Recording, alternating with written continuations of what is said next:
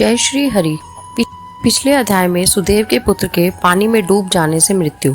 अब आगे की कथा। पुरुषोत्तम मास महात्म अध्याय 18।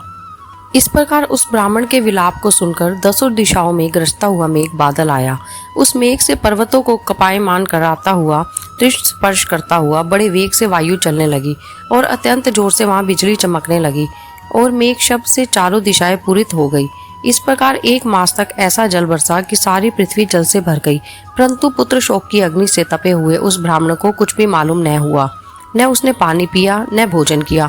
पुनः पुनः इस प्रकार पुकारते हुए ही उसको सारा मास व्यतीत हो गया।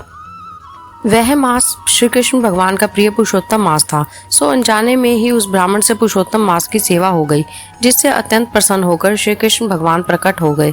उस समय मेघ बरसना बंद हो गया।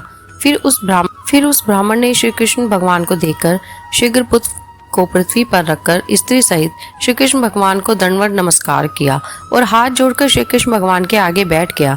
अनजाने में पुरुषोत्तम मास के सेवन से प्रसन्न होकर भगवान अमृत वाणी से बोले, हे सुदेव, तुम धन्य हो और अत्यंत भाग्यवान हो। जो कुछ होने वाला है सो सुनो। मैं कहता हूँ, हे ब्राह्मण, तेरे इस पुत्र की 12,000 वर्ष की आयु होगी।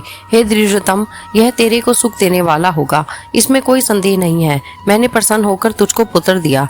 नारायण कहने लगे, हे नारद, भगवान के इतना कहने पर वह ब्राह्मण पुत्र जीवित होकर उठ बैठा और ब्राह्मण और उसकी स्त्री दोनों ही पुत्र को देखकर महा आनंदित हुए और देवता भी पुष्पों की वर्षा करने लगे। शुकदेव ने उन दोनों माता पिता तथा श्री हरि को नमस्कार किया और गरुड़ भी पुत्र सहित ब्राह्मणों को देखकर अत्यंत प्रसन्न हुआ।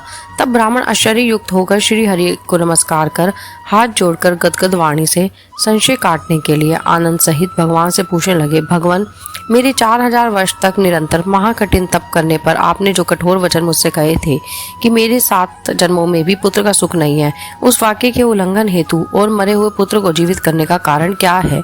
जय श्री हरि। कलयुग केवल नाम आधारा, सुमिर सुमिर नर उतर ही पारा। इस कलयुग में भगवान का नाम ही आधार है। केवल नाम सुनने से, जपने से मानव भाव सागर से पार उतर जाता है। इसलिए अधिक से अधिक नाम जाप करें। जय श्री हरि विष्णु।